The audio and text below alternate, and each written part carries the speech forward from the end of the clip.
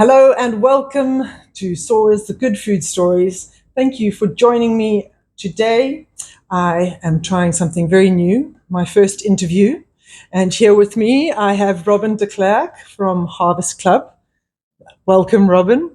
Thank you so much, Sarah. Yeah, it's great to be here with you today. Oh, it's a pleasure having you. So first things first, please can you tell the viewers, they're probably wondering, what is Harvest Club? You know, Sarah, it is a total experiment, and I'm still seeing where this is going and how it's evolving. But it's happened really, really quickly. In that, I was actually talking to a farmer. It was one of the local farmers here in Stanford, in the Western Cape in South Africa, and she does proper pasture raised chicken. Where the chickens are literally out on pasture, they move them every day to a fresh piece of pasture, so the chickens are getting the best possible diet. It's adding back fertility into the soil. It's just there's so many benefits. Yeah. I didn't even know that this farm was operating here in this area, and so when I found them, I was super excited. Yes. And I went over and I had a chat with Rachel, and it's this young couple that run this farm, and they do Joel Salatin style pasture raised. I'm not familiar with that. So Joel Salatin is someone I've come across who's absolutely fascinating. He's this American farmer, and he uses regenerative farming as a method of doing farming, which is chemical free. But the main aspect of it is actually how do you build back better soil. So I've gone down this fascinating rabbit hole, or maybe I should say earthworm hole. I don't think they create holes, do they? I don't know. But pathways, earthworm pathways about how do you build back better soil and why that is important. Yeah. And I know I'm going off on a tangent, but I will circle back to why I created Harvest Club. And it's because our soils are being depleted around the world. Yeah. And so much of the farming is based on chemical farming and chemical inputs. And so then it's a matter of this chemical analysis of what the soil needs in order to grow a certain crop. And they're only testing for the sort of the most common nutrients. It's all the various micronutrients that are just, they're not testing for that. Yeah. So they're not necessarily adding that. And so it's really important to focus on creating better soil so that we create better, more nutritious food. Yes. But also, healthy soil means healthy plants, and healthy plants means you don't need to spray with herbicides and pesticides. They grow the way that nature intends things to grow, to thrive. Yes. And so farming then in this way that mimics nature, that is less reliant on chemicals, is just a way that gives us better quality food. Yeah. Far more nutrient rich with all of those micronutrients that we need that aren't just the ones that are trapped by the chemical companies. Yes. And it creates more nutritious food, it creates healthier products for us, and it's better for the environment all round because it's just a much more natural system. The soil ends up holding more water, so it's more drought resistant. You don't have to irrigate as much. So many benefits to that. And there's this way of farming with chickens in this example where you actually have the chickens out on pasture and you move them every day to a fresh piece of pasture, which leaves behind the concentrated manure from those chickens, which is, of course, the chicken manure and fertilizer it's incredibly powerful. Yes. But it just needs to be managed in the right way. And with this system of farming, chickens get to eat their natural diet, and they get to leave a deposit of manure in a concentrated patch that then it's amazing how the soil benefits and how the green grass just sprouts up after that. Really? You can literally see a strip after you've moved the chickens every day on a particular strip of land. Yeah. And you come back a few weeks later and suddenly there's this green strip of grass. Amazing. It's just, the soil just regenerates. Yes. So I was talking to Rachel, who does this kind of farming, and I was thrilled to be able to discover that they're right here in my neck of the woods in Stanford. And I hadn't heard about them before. And I thought, well, that's terrible that I hadn't known that they were here. And how can I help her to reach more people? Because more people need to know about this type of farming, and the food is so much healthier. Right? Yeah, you're eating a chicken who's been eating in a natural diet. Yeah. And yes, they do get a supplemental feed because they don't get enough from the grass and the bugs, but they eat the grass and the bugs and they get a supplemental non-GMO feed. Wonderful. And so, yes, I was thrilled to be able to rather eat that than That's what we should be eating. Even free-range chickens is questionable. All these terms, they are very loosely applied sometimes. Yeah. And so you can have two different free-range operations that can be vastly different in terms of the health of the chickens, what they are fed, how they are raised, where they're raised, how much access to sunlight and grass they actually have. It can vary wildly. Yeah. So I was chatting with Rachel about their farm and how they do it, and I was really impressed with what she was doing, her and her partner Jan. And I thought, well, how can I help them to reach more people? And so I spoke to them about this idea that I had years ago about creating some kind of an online system that helped to connect the people who are looking for healthier foods to the farmers who are creating and growing and farming those healthier producing foods. Yes. Producing them. Yeah. And also the food producers, the artisans, the people who love to make amazing food, and get them to also support those farmers who are growing the amazing food, and create this network where we can collaborate, where we can connect together and support each other. And I was saying to her, I've been thinking about creating some kind of online system to do that, but the logistics of doing that in a small town, in a rural area, is quite hard. If you're in the city, it's a lot easier. Yeah. But the moment you're removed from the urban area, which is where most of the farmers are, then how do you easily solve that problem? And I was stuck on this for quite a while. Oh, really? For a few years, actually. Really? Wow. And so the idea was just floating around, but the right technology, the right solutions just weren't arriving, not without huge potential investment. And something like this sometimes just has to happen from the ground up. It has to happen grassroots. Yeah, literally. And Rachel said to me, but have you heard about a concept of a food club? I hadn't. I had never heard about a food club. And I immediately went home and I researched this. And it so resonated with me. Now, the concept of a food club is where, in the case of the way that mine works, is that it is an online shop where you have all these members. So I have members from this area, from the Stanford and Amanus area, that join up into the club. And they get access into the online shop that's open just for a few days, where they get to order anything they want from all the suppliers that I've curated, which are the regenerative farmers, organic, biodynamic farmers, and the food producers who support those farmers in making their food, and also ethical providers of coffee and cocoa and just amazing products that we've been able to source. You've curated and sourced some incredible products. Yeah, it's really exciting that when you start looking, you find there actually are these fantastic products out there. Yeah. And so the technology that I use is through something called the Food Club Hub. It's this platform that allows me to host the online shop and bring in all these different suppliers, and they can have all their products listed in a typical e-commerce kind of setup, but it's not quite e-commerce. So this is where it's slightly different. The shop is only open for a few days, where people get to place an order online, but then it's actually a group buying club. So just to compare, with a normal online e-commerce setup, every person places an individual order, which has to then be packed into a box individually, put into a courier vehicle, and sent to you individually. That's a whole lot of delivery miles that happens there. So what's different here with the food club is that, the reason why all the orders get placed in just a short window period of a few days, is that when the orders close, I then collate all those orders from everyone, and I place one order with each supplier, and there's one delivery. It arrives to me, and then the members come and collect the next day. It's a super simple idea. And the carbon footprint is minuscule. Drastically reduced. Drastically. Yeah. So it's a brilliant concept. It's such a good concept. And it's actually been happening for years. And I didn't realize it. I know, neither did I. Yeah, when I came across your Harvest Club, I was so excited.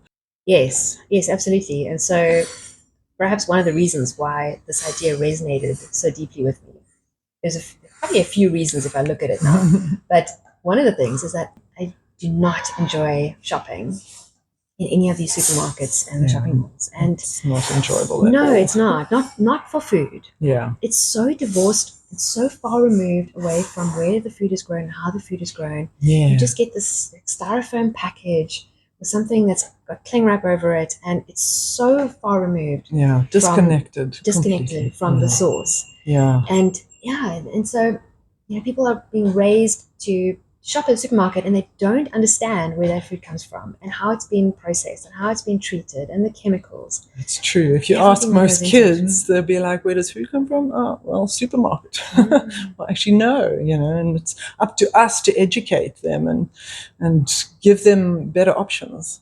Yes. Yeah. Yes. And then we're so subjected to all the marketing. Yes. The marketing of all the big food companies. And look, they've got huge budgets. Huge budgets, yeah.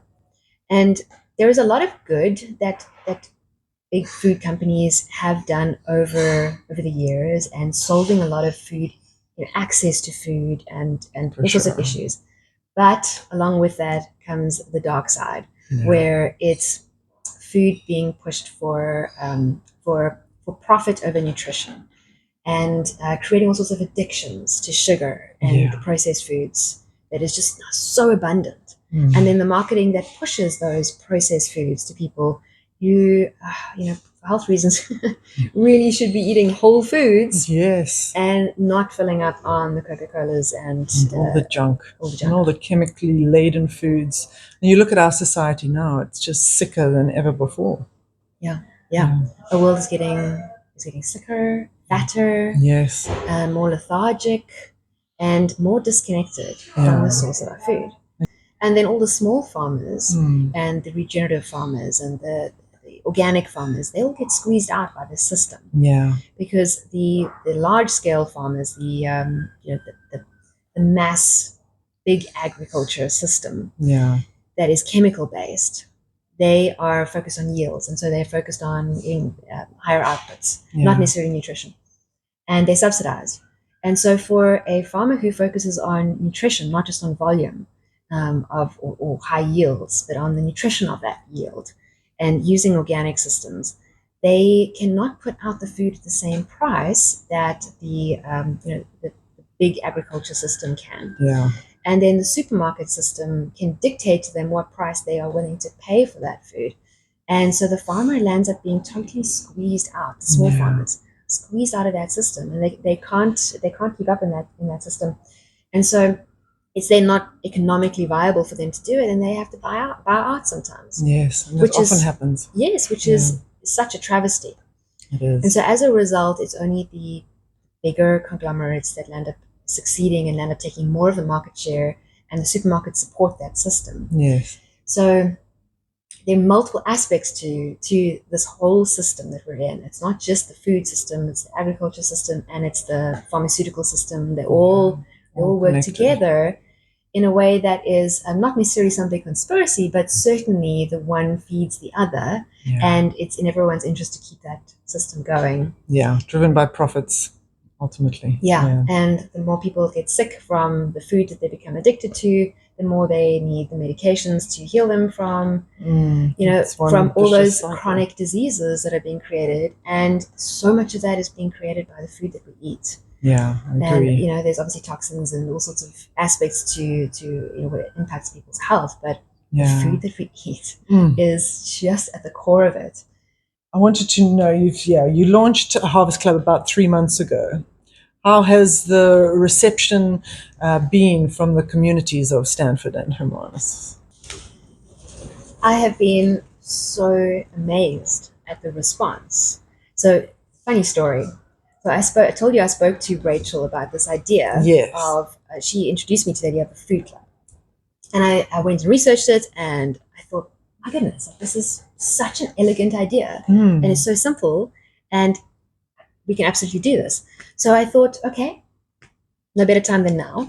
Tony Robbins says, how about now? So I thought, okay, let's do it now. And so that was in March.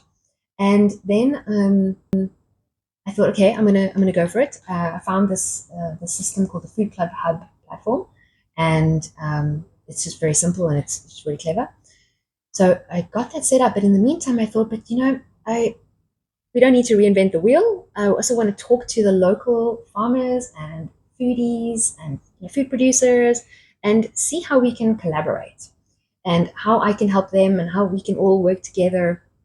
So I thought, okay, I've got this idea of the food club, and I can see there's a platform that can help me to manage the technical side of it. And now I need to collaborate with people and see how we can actually make this come alive. So I invited, I don't know, it was maybe 10 or 15 people to come to my house. These are farmers and foodies, just locals from the area, to come to my house for sundowners and just have a chat. Yeah. And just collaborate and see what we can come up with. And I wanted to tell them about this food club idea, but just, see what we can figure out together. You won't believe it. 74 people arrived. Wow. It just took off. And that's incredible. Fortunately, a day before, I realized that the numbers had just suddenly mushroomed and exploded. And so I quickly contacted the Harvest Fork and Farm restaurant, which is where we are sitting right now today. Yeah. And they were actually going to be closed that day, but they very graciously opened up their doors for us. And so one day before the event, we shifted venue. We ended up having this fantastic evening where we solved all sorts of problems. So we managed to get consensus that yes, the food club is a great idea, and people were really excited about this concept of being able to now have a way to support their local farmers and food producers. And we got together and we solved all sorts of other problems as well for these farmers who needed access to, for example, non-GMO feed. Yes.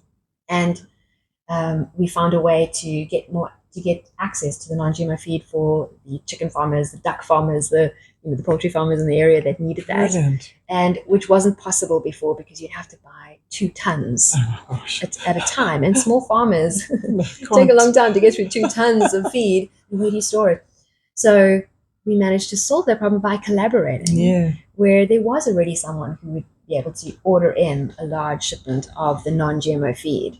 And the rest of us could piggyback on that system. And so that's now become a thing that every month now, all the local farmers around here, we collaborate and we get access to a far superior feed that we can then give our animals, and so they're healthier, and the eggs that we get out and the food that we get out is far healthier for all of us. Yeah. So the idea just took off, and we kept collaborating and solving more and more problems. And then what happened is that Harvest Club has now become a food club and an event platform, or a series of events that have now since happened, where we share knowledge and we collaborate and solve problems. And with every event, we've had speakers that will come and talk about their expertise and share their knowledge, because we can do so much when we get people in a room. True. And learn from someone else and learn what's worked, what hasn't worked, ask questions. And that has been really fantastic to see the response. Every time we've had an event, we've needed to pull up more chairs, and we've had people having to stand because we've run out of space. And our very next event that's coming up in a week's time, we're now actually going to live stream it. Yes, very exciting. It'll be a hybrid event. So there'll be people here in the room with us at this venue, and then we'll also live stream it to all the rest that are wanting to tune in and learn about, in this case, regenerative farming. Yes, you've got a wonderful speaker lined up. We do. Bertie Kutsia is from Overstrand Farm in Preska. Okay. And when most people hear about farmers and regenerative farming, you don't really know what this topic is for us consumers, people who aren't farmers. But in the farming world, I think Bertie Kutsia is probably a little bit of a rock star. Oh, really? Because he's achieved fantastic things. Oh, okay. So on his farm, he has heirloom organic wheat, and he has vineyards that are managed in a regenerative way, where he has animals coming through to clean up all the weeds and deposit manure at the same time. Oh, brilliant, yes. And his aim is to do all of his farming with no inputs from outside. Working with nature, with the natural systems. So in a natural system, you've got the plants, you've got trees, you've got animals, and the animals are eating the grass, pooping out this concentrated fertilizer, and then you've got the heavy animals that would trample that into the soil, break up the twigs, break up the dry matter with the manure. There's a mechanical action to that, right? That's actually required. There's mechanical action, and then there's a digestive process that takes nutrients and converts it into a type of natural fertilizer. and that also has to be worked into the soil. And so you've got pigs that will come and root through the soil and turn things over. Brilliant, yeah. They're like the plows, Yeah. and with the benefit of bacon. And so you've got pigs that are part of the natural system, like the wild boar and the hog, Yes. that would actually be part of a natural ecosystem.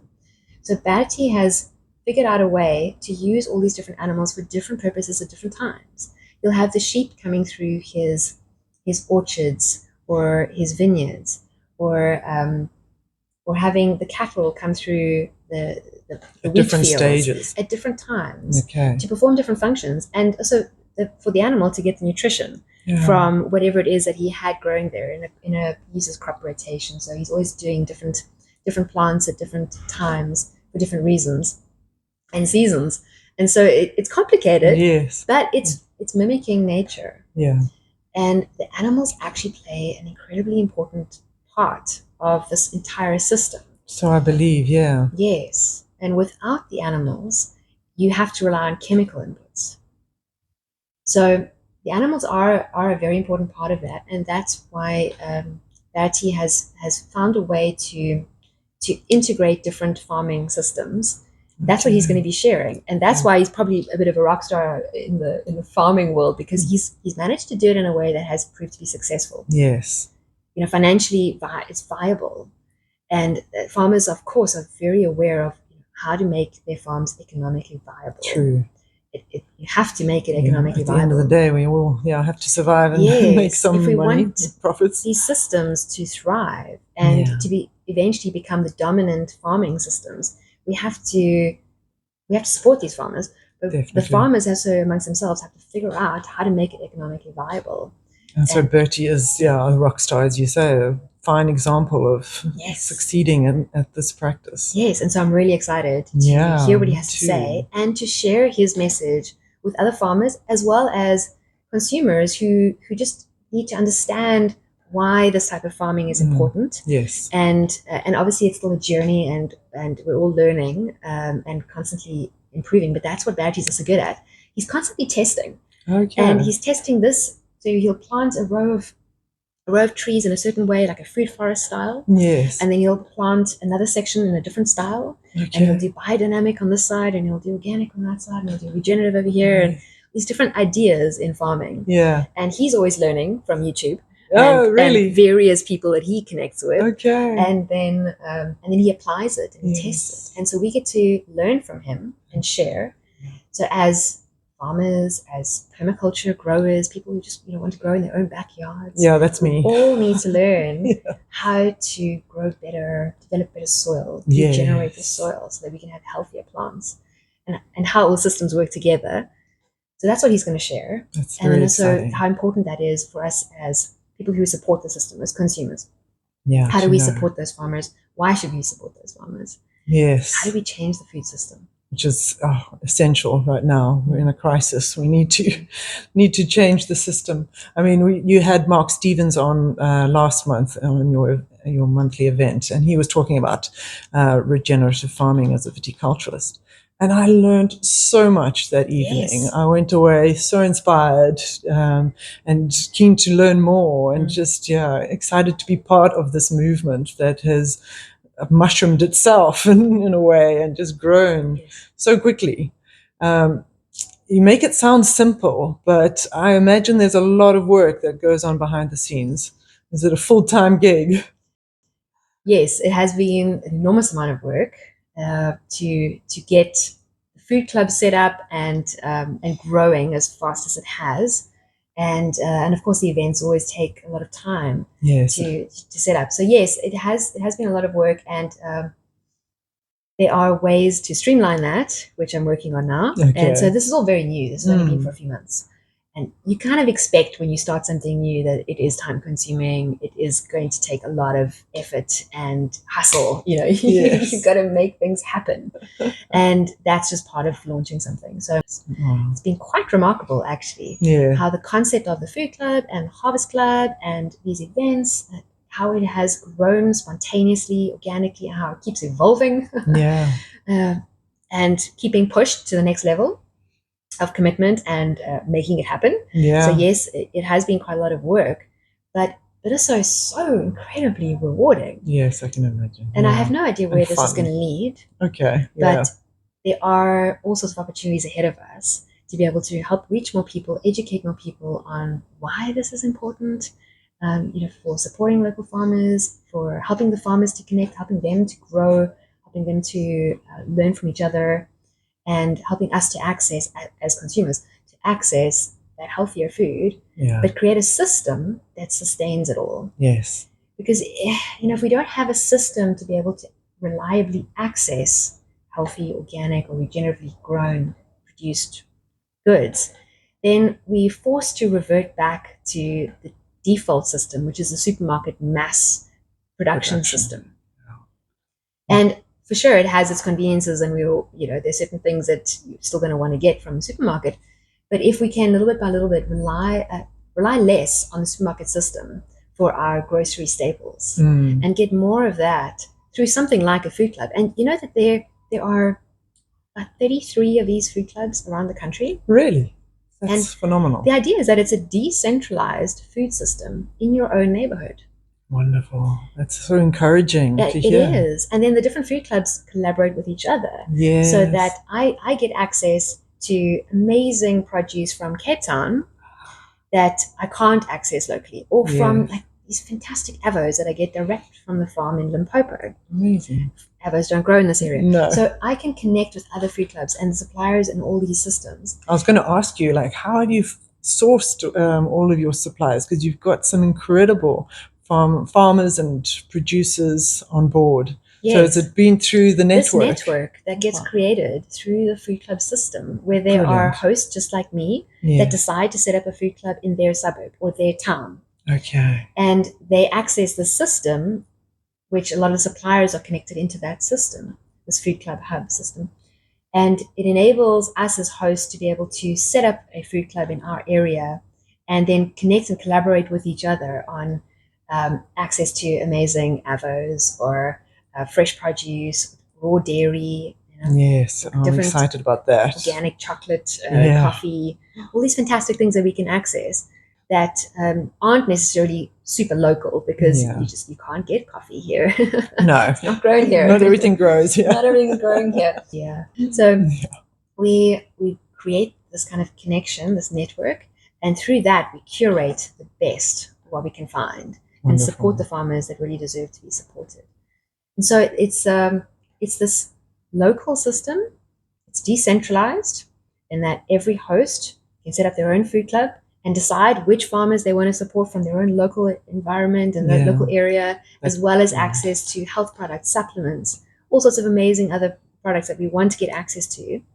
And the thing that we haven't spoken about is, because it's a group buying club, we're buying direct from the farmers and the producers. Okay, cutting out the middleman. Yes, which means we get it at a much better price than what you pay at a retail store. And the money goes to the farmer. Goes directly to the farmer. Producer. And so the farmer gets to set their price. Yes. As opposed to the supermarket system, where they get dictated to about what the price should be. And they have to fit in with what everyone else is doing, the mass commercial farmers that are using chemical inputs.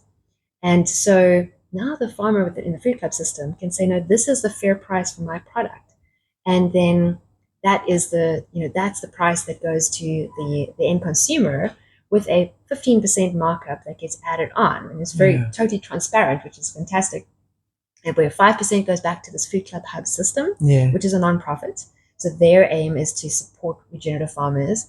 And so they take that 5% to grow the platform, to enable more hosts to be able to do what I'm doing. Yes. And then 10% goes to me to cover the costs for Harvest Club, and it goes into that. Yeah. And so it's this win-win system where everyone benefits in a way that's totally fair and transparent, and it's sustainable and it can grow. It's the way of the future. Collaboration. That's incredible. Yeah, it's very cool. So yes, it's been a fantastic journey so far to grow the system and launch it here in Stanford and Hermanus, and I've been just so encouraged by the response. Yeah, it's been really, really wonderful. I'm constantly getting messages all the time from people saying, "Oh, this is so fantastic! I so appreciate being able to access these kind of foods at a really good price, and I don't have to go into the supermarket. Yeah, exactly. And we have a market day where people come to collect their goods from me. Yeah. And it's such fun because now we get to meet and build community. Yes. Yeah. Oh, wonderful. Okay, so before we wrap it up, is there anything more you would like to share with the viewers out there? I think it's about being curious and having curiosity about where our food comes from, how it's grown, Yeah. the impact that it has on our bodies, the impact it has on the environment. Every time you buy food, you are casting a vote for one of the food systems.